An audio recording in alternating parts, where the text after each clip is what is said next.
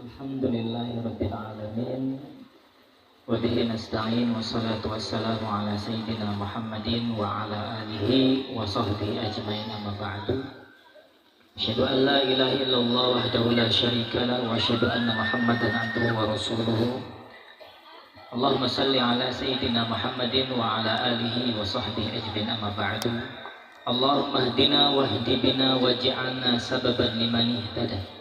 Amma ba'du faqad qala ta'ala Rabbi shrah li sadri wa yassir li amri wahlul 'uqdatam min lisani yafqahu qawli.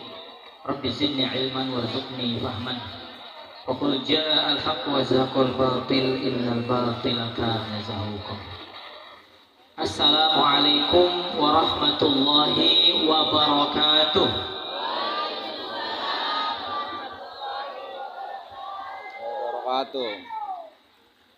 Bapak Ibu, salam.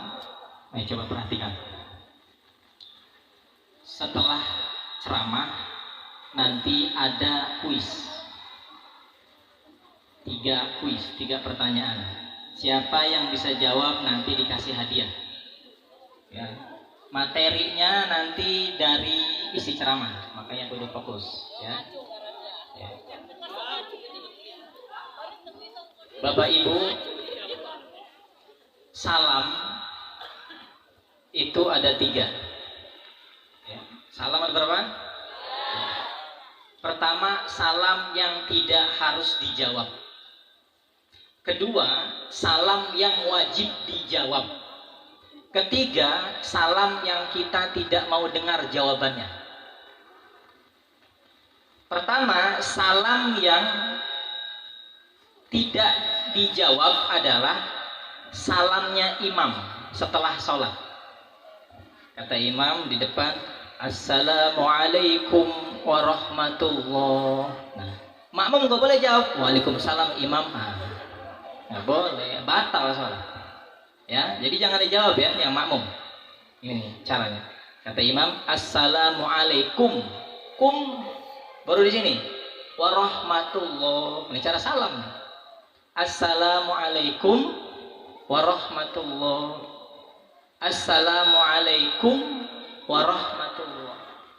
Imam salam ke kiri, baru makmum salam. Jadi jangan baru imam Assalamualaikum warahmatullahi, makmum langsung Assalamualaikum warahmatullahi. Enggak boleh. Gimana caranya? Kalau imam sudah salam ke kiri, baru makmum Nah, itu salam yang tidak dijawab. Kedua, salam yang wajib dijawab. Minimal ada perwakilan. Kayak tadi, kalau ada yang salam, kita wajib jawab. Minimal ada 1 perwakilan. Ya, jangan sampai nggak ada yang jawab. Karena kalau ada yang salam, tidak ada yang jawab, hukumnya dosa. Nanti berdosa semua. Yang ketiga, salam yang kita tidak mau dengar.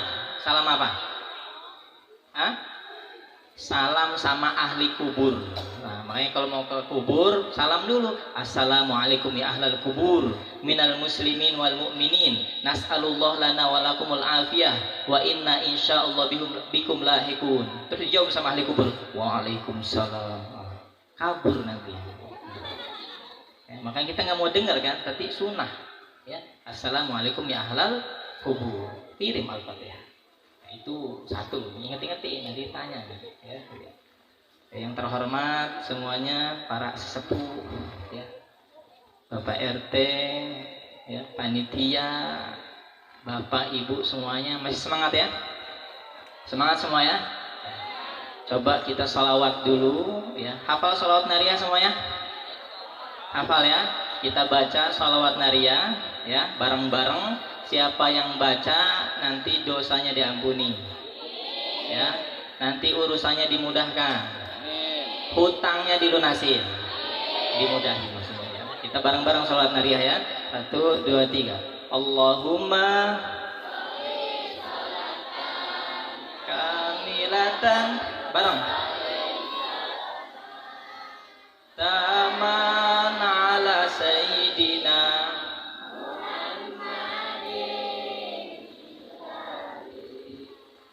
tanhalul bihil uqadu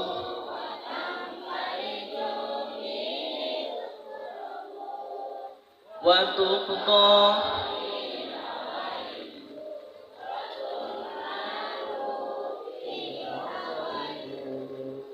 وحسن الخواتيم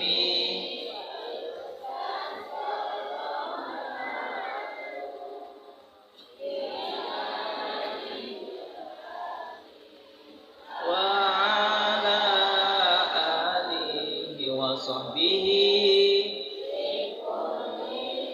لمحات ونفس kulli ma'lumillah. Kenapa dimulai sholawat? Biar barokah. Makanya kita selaku umat Nabi bukan?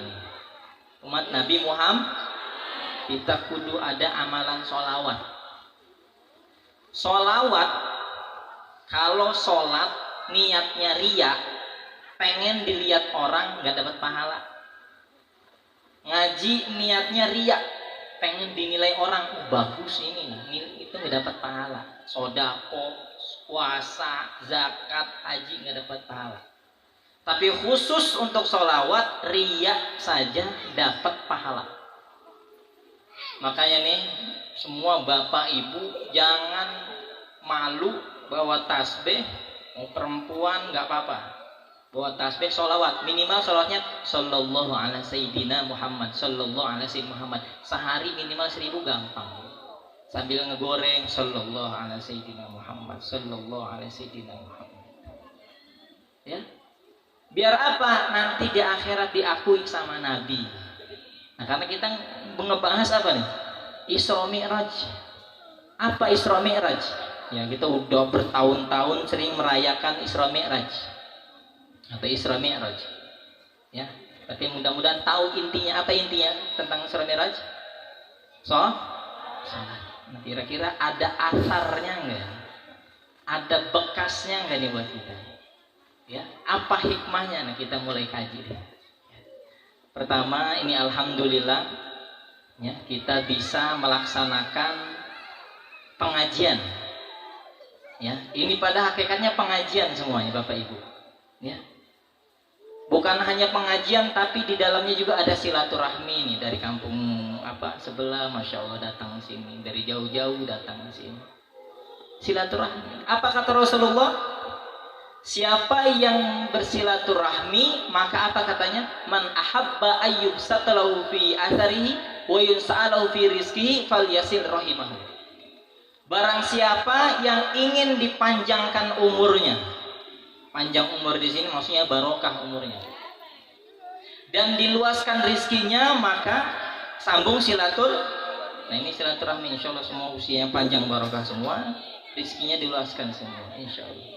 Dan ini dalam rangka menuntut ilmu. Apa kata Rasulullah? Jadi kita ngutipnya sabda Nabi, hadis.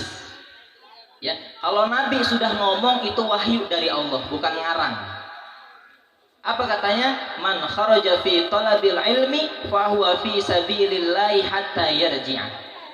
Barang siapa yang keluar dari rumahnya untuk menuntut ilmu, kita sini majelis cari ilmu, dapat ilmu. Fa huwa fi sabilillahi hatta yarji'a, maka dia berada di jalan Allah sampai ia kembali. Maksudnya apa?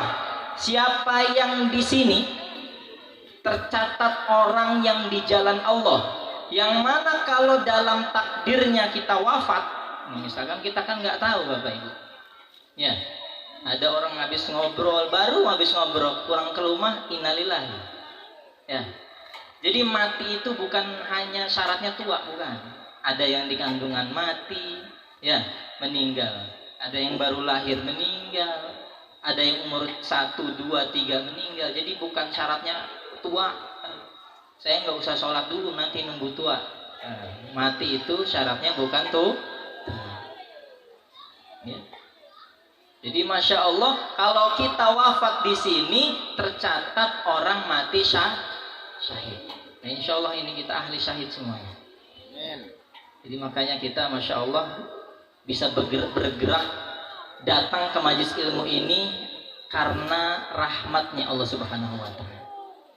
Nah, ada sebuah hadis mengatakan wa majtama'a qaumun fi baitin min buyutillah Yatluna kitab Allah. Tidaklah seorang itu berkumpul nih di majelis ilmu nih, kata Rasulullah. Ya. Bahkan para malaikat itu terbang nih, Bu. Jadi malaikat pada terbang ini kita nggak kelihatan, bukan mata zahir. Yang lihat mata zahir, jadi nggak kelihatan malaikat. Kasar. Ya. Ketika malaikat pada terbang, ada majelis ilmu, ya, ribuan malaikat terbang nih, Bu. Ribuan. Ada satu malaikat ngelihat tuh, ada majelis ilmu, katanya. Halumma, datang. Akhirnya berkeliling semua di sini. Makanya kata Rasulullah apa?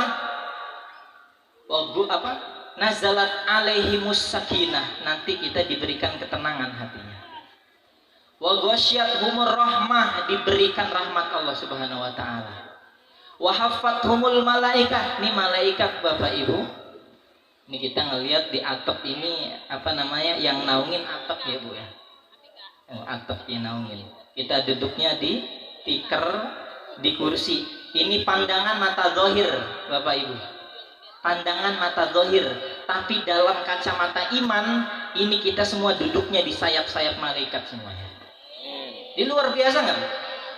Lebih hebat dari karpet merah presiden. Ini orang belum paham, biasa aja. Tapi ini Masya Allah duduk di sini sama dengan kita duduk di sayap-sayapnya malaikat. Hebat itu. Masya Allah. Dan malaikat Jibril itu Bu, malaikat Jibril itu punya 600 sayap. Satu sayap dibuka, dari 600, satu sayap dibuka, ini bumi sebelah ketutupan. Malaikat Jibril.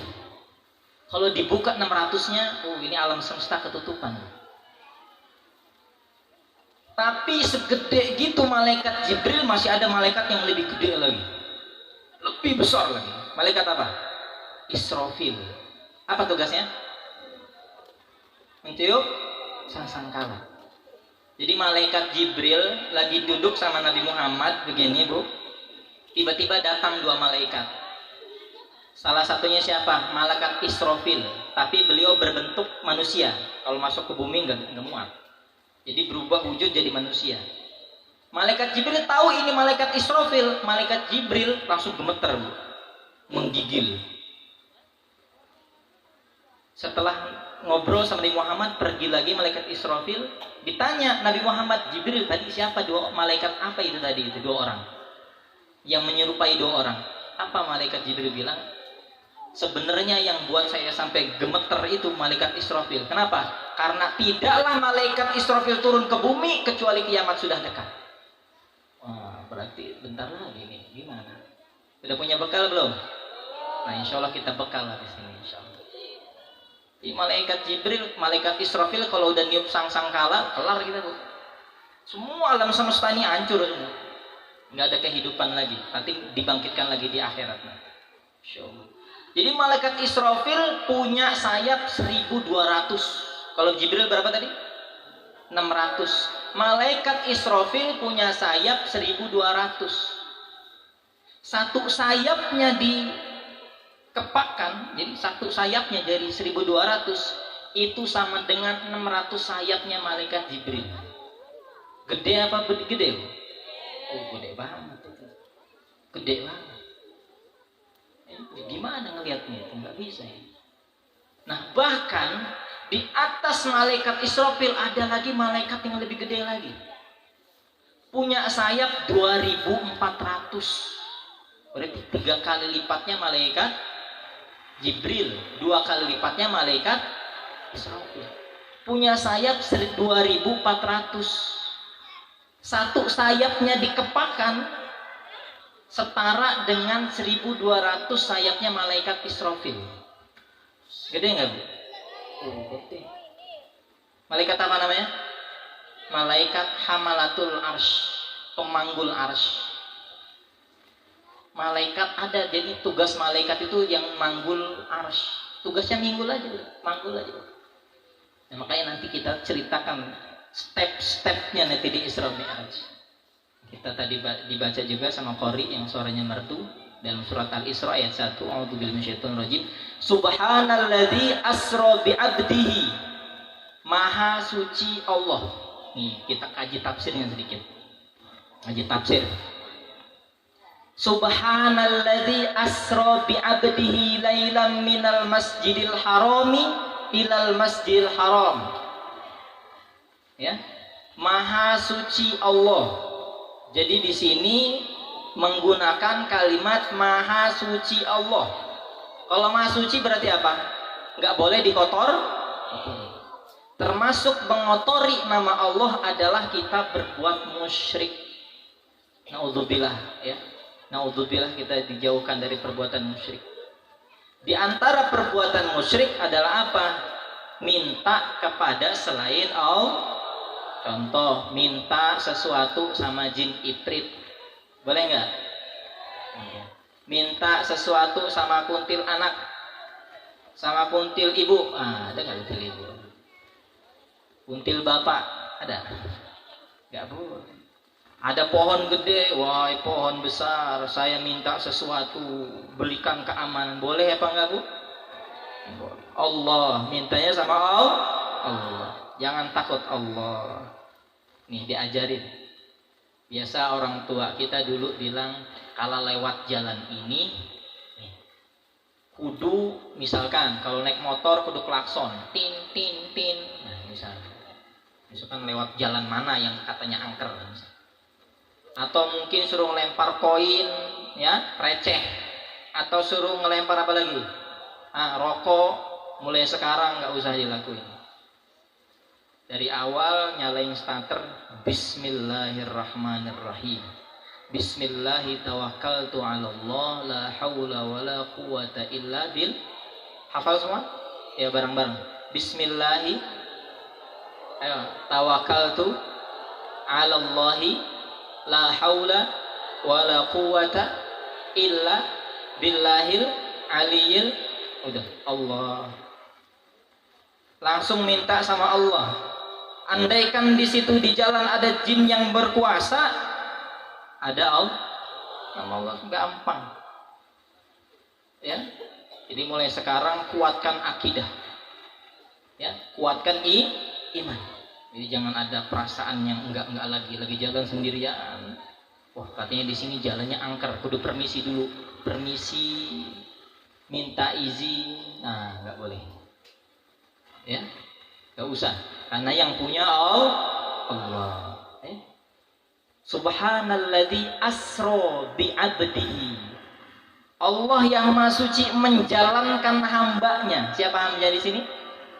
Nabi Muhammad. Ini Nabi Muhammad ini pilihan Bapak Ibu. Nabi Muhammad kenapa di Isra Mi'rajkan? Karena sebelumnya istri beliau namanya Siti Khadijah itu wafat. Jadi Siti Khadijah itu Bapak Ibu, beliau janda. Kekayaannya itu 1/4 Mekah itu kekayaan beliau semua. Kalau kita mungkin Banten, ya, itu 1/4 kekayaan Banten itu ya punya beliau, misalkan contohnya gitu, punya 1 orang, jadi kaya raya. Ya. Nikah sama Nabi, hartanya diinfakkan semua untuk dakwah Nabi sampai beliau hartanya habis. Sampai hartanya habis, Masya Allah itu. Dan ketika meninggal pun beliau apa? Pernah ngomong sama anaknya, namanya Siti Fatimah. Siapa namanya anaknya? Siti Fatimah. Bilang katanya, wahai anakku Siti Fatimah, sampaikan kepada Nabi Muhammad, karena saya malu, katanya apa? Kalau saya mati nanti, tolong mintakan sorbannya, biar jadi kain kafan saya. Karena hartanya udah habis semua Siti Khadijah ini, karena buat Islam, Masya Allah. Ya. Nangis Siti Khadijah. Akhirnya dibilang sama Siti Fatimah, ya saya sampaikan sama ayah. Disampaikan sama Nabi Muhammad, wahai ayah, engkau Nabi, engkau Rasul. Ibu berpesan, katanya kalau wafat nanti tolong sorbannya dijadiin kain kafan. Kata Nabi apa? Jangankan kain kafan, surga saya berikan. Karena Nabi. Akhirnya benar ketika beliau wafat, malaikat Jibril turun bawa kain kafan langsung dari surga. Spesial. Jadi kuburnya langsung pakai kain surga. Tapi ketika wafat, Sedih Nabi karena yang belanya sedikit, sedih. Yang biasa yang bela Siti Khadijah. Kemudian punya paman namanya Abu Thalib, suka ngebela Nabi karena Nabi waktu dakwah di Mekah masih sedikit orang beriman. Nabi bilang, ayo beriman kepada Allah, malahan di apa? Dihina, dicaci maki, dibilang gila lah, ya. Masa Nabi nggak bisa baca, nggak bisa nulis, ngaku tiba-tiba ngaku Nabi gitu. Di sini misalkan Bapak Ibu ada orang sekolah enggak tiba-tiba ngaku Nabi, percaya nggak? Waktu zaman dulu di Mekah Nabi Muhammad baru dikasih wahyu tuh, itu sama keadaan orang Mekah itu nggak percaya. Ini Muhammad baca nggak bisa, nulis nggak bisa, tiba-tiba ngaku Nabi, gimana ya? Gila kamu, dibilang gila. Perjuangan Nabi besar. Nah Nabi ketika itu apa? Dapat perintah sholat. Lagi sholat diapain Bu? Dilempar pakai kotoran onta. Lagi jalan dikalungin pakai apa? Usus onta. Usus onta yang udah jadi bangkai. Perjuangan Nabi begitu. Yang bela siapa? Di antaranya Siti Khadijah dan paman Nabi. Tapi ketika wafat kedua orang itu Nabi sedih. Makanya disebut tahun itu Amul Husni, tahun kesedihan. Akhirnya apa? Dihibur sama Allah. Diapain? Dihibur.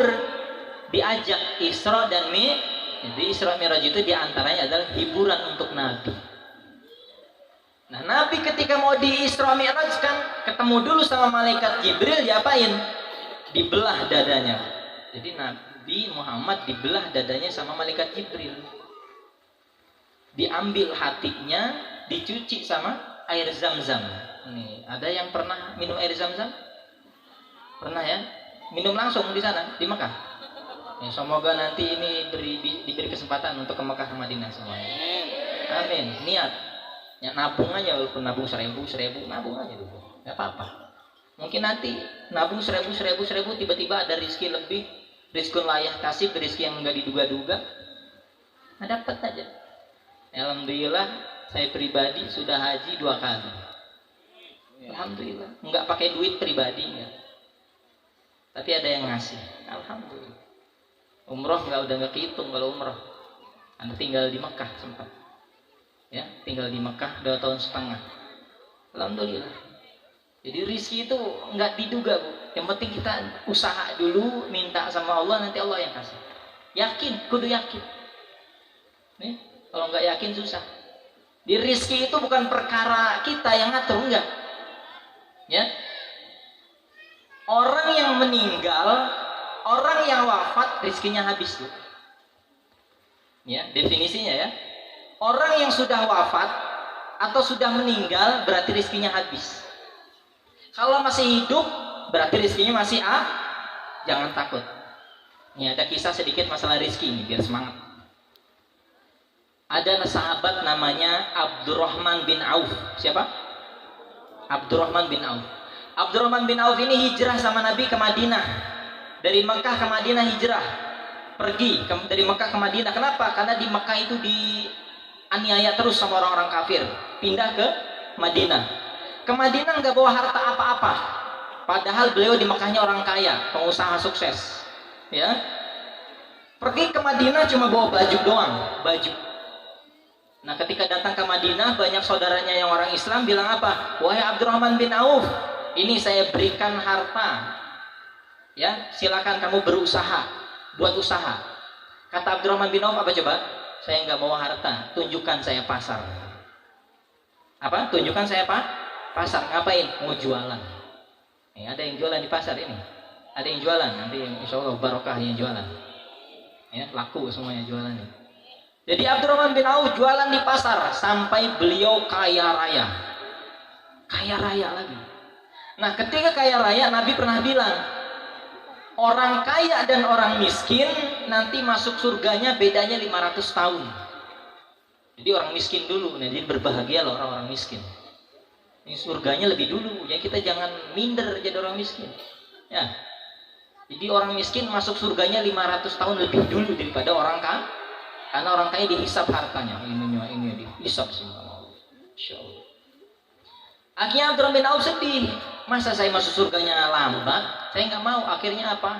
Ya, kejadian di Madinah ada apa namanya, kebun kurma. Semua petani kurma di Madinah hasilnya busuk, Bu. Pokoknya busuk, nggak bisa dimakan. Busuk nggak bisa dimakan. Ya, oke, kata Abdurrahman bin Auf, wahai petani Madinah, petani kurma, sini kurmanya bawa ke rumah saya, masukkan ke gudang saya beli harganya 2 kali lipat. Ayo, masukkan. Untung akhirnya.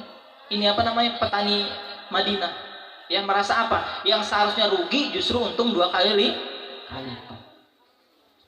Akhirnya setelah dibeli, hartanya Abdurrahman bin Auf, gara-gara ngebeli semua kurma yang busuk itu dengan harga 2 kali lipat, beliau jatuh miskin seketika.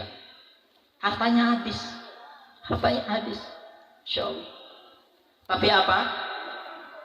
Selang beberapa hari, Bapak Ibu sekalian, ada kafilah. Kafilah itu rombongan dari negeri Maghrib. Maghrib itu Maroko. Datang kafilah dari Maroko, kelompok. Ngedatangin siapa? Nyari apa? Nyari kurma busuk. Akhirnya ketemulah Abdurrahman bin Auf. Wahai Abdurrahman bin Auf, kata kafilah tadi, katanya engkau punya persediaan kurma busuk. Di daerah kami Maroko sedang dilanda penyakit, mungkin kalau sekarang kayak corona gitu ya. Lagi dilanda penyakit menular dan obatnya cuma kurma busuk. Raja kami minta beli dengan harga segini. Setelah dihitung-hitung, Ibu semua, Bapak, harga kurma yang mau dibeli sama kafilah tadi harganya 4 kali lipat. Akhirnya Abdurrahman bin Auf yang tadinya miskin jadi kaya lagi 4 kali lipat. Insya Allah. Ini hujan ya, Bu ya? Ngau, berteduh. Silakan, Bu, berteduh. Ini hujan. Masuk boleh.